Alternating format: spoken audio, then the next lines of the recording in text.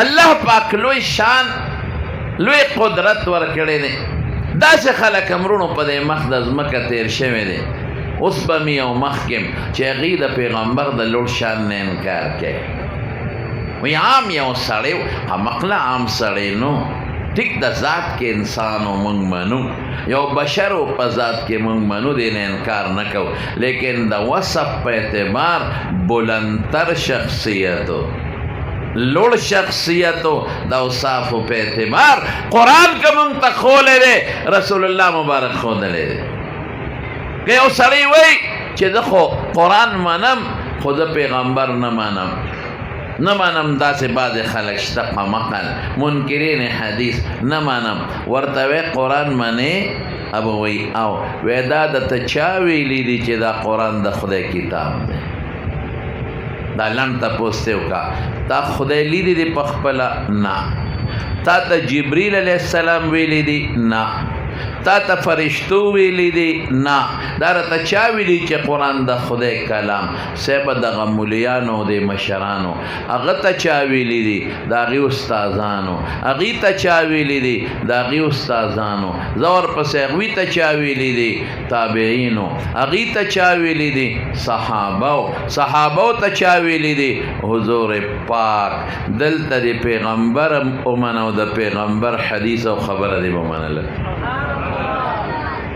که ته نه منم پیغمبر، یاره منم خو حدیث نه منم، دا ثابته که چې قرآن د خدای کتاب پس ثابته شابه، دا به د پیغمبر په قول منې چې پیغمبر وایي چې دا کتاب ما ته نازل دی. خدای مونږ نه دی لیدی، جبریل مونږ نه دی لیدلی. یو بل تپوس ته وکړه، ته پیغمبر نه منې؟ نو اقیم الصلاة قرآن شریف کې الله فرمایي پابندۍ سره منځ وکړئ. هلکه صلات خو تاسو ټول پیژنئ، څه ته وایي؟ منځ ته وایي. څه ته وایي؟ ښه نو د منځ کې چې دا سار 2 رکعته دي او په یو رکعت کې 2 سجدې دي، یو پکې رکوع ده او په بعضې رکعتونو کې دا لومبی قید او دا دویمه قیده او دا رکوع ده او دا قومه ده او دا جلسه او دا سجدې دي. په دغه ترتیب دا 5 منځونه ما ته په قرآن شریف کې وښایه، نشته. په دغه ترتیب دا 5 منځونه چې سار 2 رکعات او ماسپښین 4 فرض او 10 د سنتو سره او د مازدیګر 4 فرض او د ماښام 3 وښایه ما ته قرآن شریف کې. دا د اقیم الصلات دا معنا مونږ ته چا ښودلې ده؟ حضور پاک. نو د اقیم الصلات په معنا بې د پیغمبر نه پوهېږو، د آتو الزکات په معنا بې د پیغمبر نه پوهېږو. لله علی الناس، الله پاک څنګه دی لکه لله سے علی الناس حج البیت من استطاع الیه سبیلا. د حج دا ټول تفصیلات اول نه اخره پورې، دا حج افراد دی او تمتع دی او قران دی او پلانکي دی نه به احرام تړی او میقات دی وښایه پاته قرآن شریف کې. د قرآن شرح او شارح څوک دی؟ حضور پاک.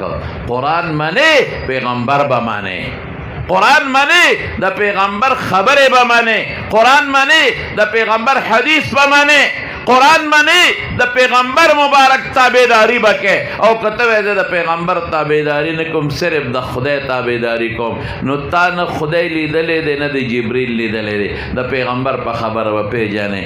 نو پیغمبر مبارک ټول وایي صلی الله علیه وسلم، سر کې به منې.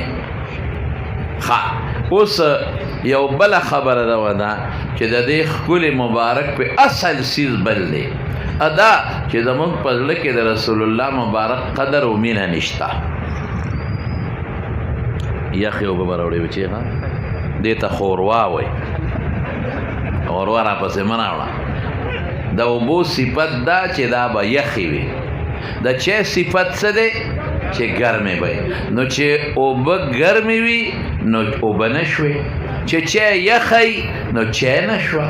نو قانون دا دی چې اوبه به یخې راوړې. زمونږ استادو مفتی فرید صاحب رحمت الله علیه ما ته یو ځل وی اوبه راوړه یخې، مې ښه وی یخې اوبه پېژنې؟ ما وی او وی څه ته وایي؟ مې واوره پکې واچوم. وی دې ته یخې نه وایي. مې یخې څه ته وایي؟ وی یخې دې ته وایي چې واوره کې به اوبه واچې. دې ته یخې وایي. نو ده راپسې خوروا مارکه راوړه. خوروا مارکه مې راوړه. ها اوس هم یخې نه دي خو ځه ګزاره وشوه. زما وروڼو خبره ده چې اصل کې زمونږ په زړه کې د رسول الله مبارک قدر نشته. مونږ دا تاریخ نه دی کتلی چې د دې دین دپاره دواړو جهان مبارک سردار څومره محنت کړی دی. مونږ دا تاریخ باندې سترګې پټې کړې دي چې رسول الله مبارک دا دین دا قرآن د الله نه واغېستو په کم تکلیف یې مونږ ته رسولی دی. مونږ د قرآن دا مطالعه نه ده کړې چې الله ما ته وایي چې په دې قرآن ځان پوهې زما د پیغمبر تابعداري وکړې. ما په دې یاد سترګې پټې کړې دي چې پیغمبر مبارک ستا دپاره ښایسته او ښکلې نمونه ده. ما د خپل پیغمبر نقش قدم پرېښی دی. کوم یې ونیوه بس مینا بکو د حضور پاک سره. څنګه مینا بکو؟ کم چې حضرت ابوبکر صدیق کړی دا، کم چې حضرت عمر کړی دا، کم چې حضرت بلال کړی دا، کم چې حضرت ابو هریره کړی دا، کم چې حضرت علی کړی دا، کم چې حضرت عثمان او صحابه کرامو کړی دا. یو وړه غوندې واقعه رسول الله مبارک چې کله مدینه شریفه ته تشریف راوړو په قبا کې دیره شو. عوالی ورته وایي دا قبا په هغه عوالیو کې یو بانډه دی، یو کلی یو میره ورته مونږ وایو.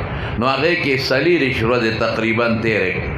په دې موده کې لږ اختلاف شته، خو د طالبانو ته په دلیل دا ثابتوم چې څلېرویشت ورځې حضور پاک مبارک په قبا کې تېرې کړې. نو چې څلېرویشت ورځې تېرې کړې نو بیا دا موجوده چې مسجد نبوي مبارک دی دې ته روان شو مدینه منورې ته.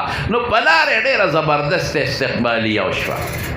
یو طرف ته او بل طرف ته خلک ولاړ دي، ماشومان ولاړ دي، او هغه وخت کې د ښځو د سر او د مخ او د دې لیچو دا پرده نه وه.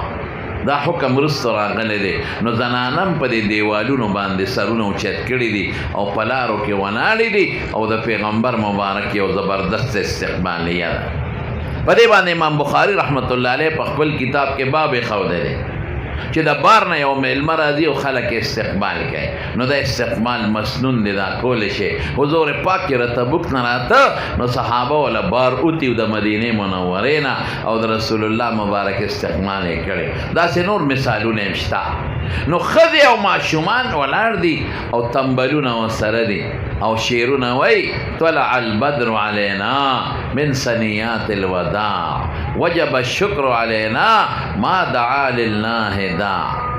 حضرت انس فرمائی وی په کومه ورځ چې رسول الله مبارک مدینه شریفې ته راغی اضواء کل شیء، هر شی روښانه او روښانه، رڼا رڼا بل شان کیفیت و ړه خوشحاله او دا دنیا رڼا رڼا وه.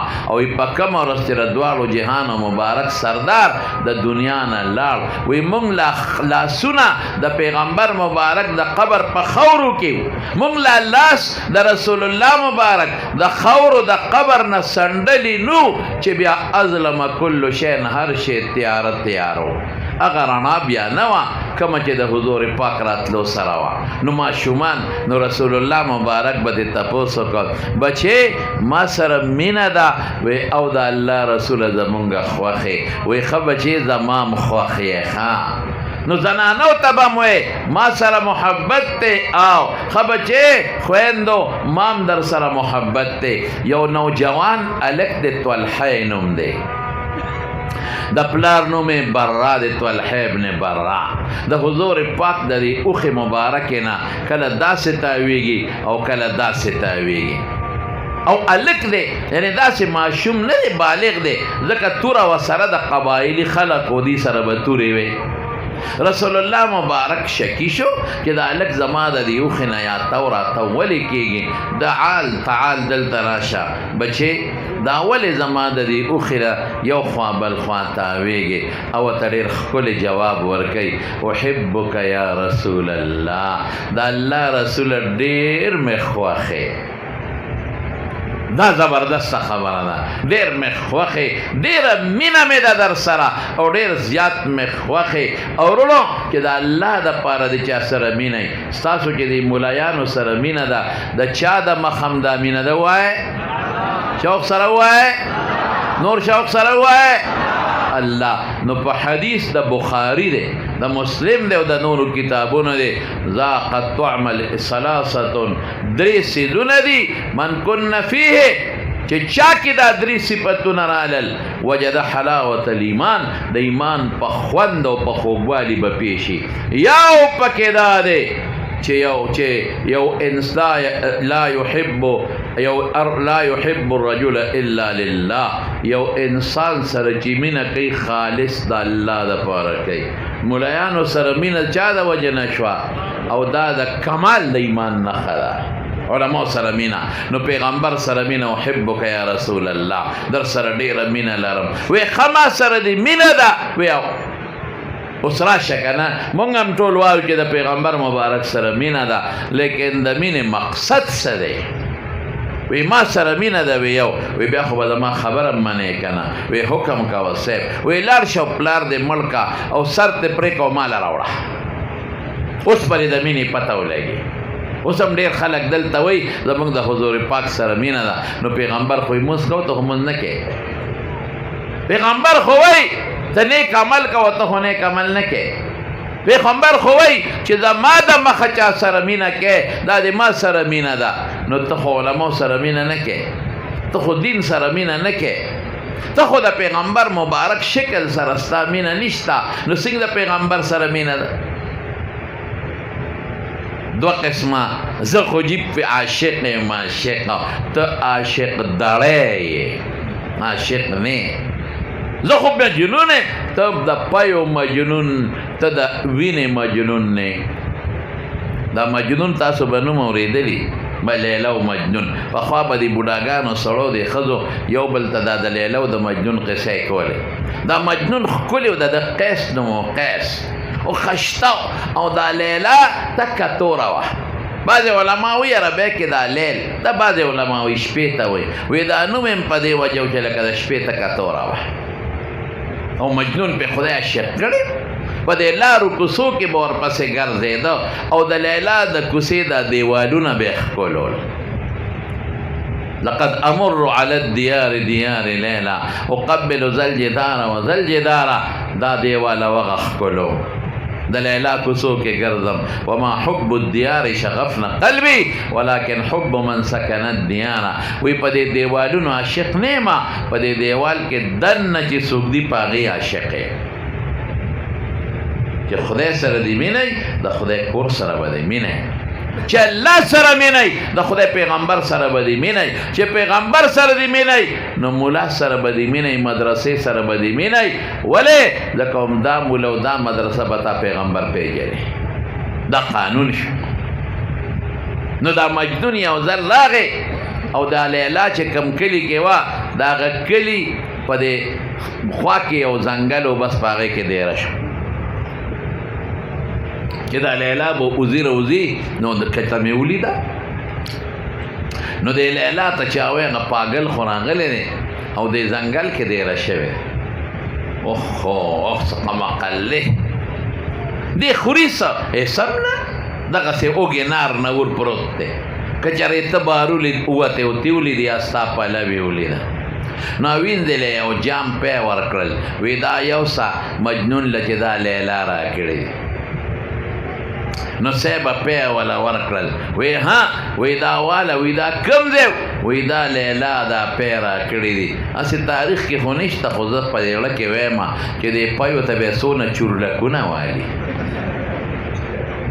چې د هغه د کور دیوال ښکلی د هغې او زمونږ تاریخونه لیکي چې سپی به یې وله ښکولاو نو چې کم پی د لیلا په محترمو او مبارکو لاسونو لوشلي شوي دي چې هغې ته به تېرېدل به د سپېره سینګه چې دا به ګوټ ګوټ سکم دا به سینګ تېرېږي واه واه دا خو د لیلا په لاس ده ګډې چیلې نه راوتې دي دا جام خو به هغې شوړه کړي دا پی خو به پکې هغې اچولي ګمان کومه چې دې غریب ته به بس دا یو جنت فردوس او څونه به چورلکونه او ګډاګانې ورته کړي دي پی وسکل یو بل چې ته لیونی غوندې مجنون و هراغې د ده نه دې خوا ته کېناسته سبا چې هغه وینځې بیا پی واغېسته لوړل دا مجازي ورته وایي دا بل وی دا پی څه کې وی دا هغه مجنون لوړم د لیلا عاشقه وی زه مجنون یم په لیلا خو زه عاشق یم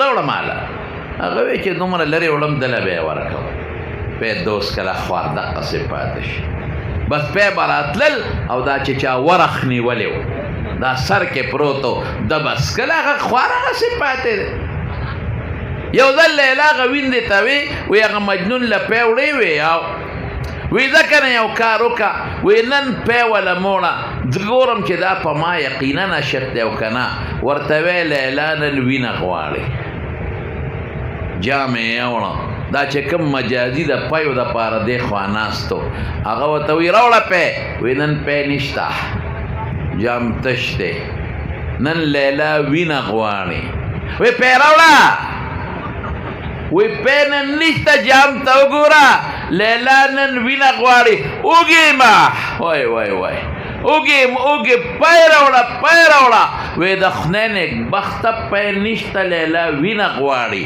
وی وینې والا هغه شاته پاگل ناست دی وینه که غواړی غنه غواړه پی که دې راوړي ماله راوړه نه نن خو پی نشته نه وینه مینه کې زه نیم خپل کار کوه نو ته چې په لیلا عاشقې ځه خدای دې بیخته لیلا وباسي پی راوړه نو ټیک ته پی نه هغه له لاړ اخوار خو په ړومبی ورځ چې ته جام وهلی دی بیا خو یې پی په سترګو نه دی لیدلی وی لیلا وینه غواړي وی ښه وی د کوم ځای وی ځای خو یې نه دی ښودی تپوس نه کې نه تپوس مه کوه لیلا خفه نه شي هله راشه ستن واغېسته دی مخکې ومنډله وینه یې ترې وویسته بیا دې بل طرف کې ومنډله وینه یې ترې وویسته یو اندام کې ستن منډې وینه ترې راوباسي جام یې وله ډک کړه شابه لیلا له زر رسوه چې خفه نه شي اپی والا هغه وینې والا نو موږ د حضور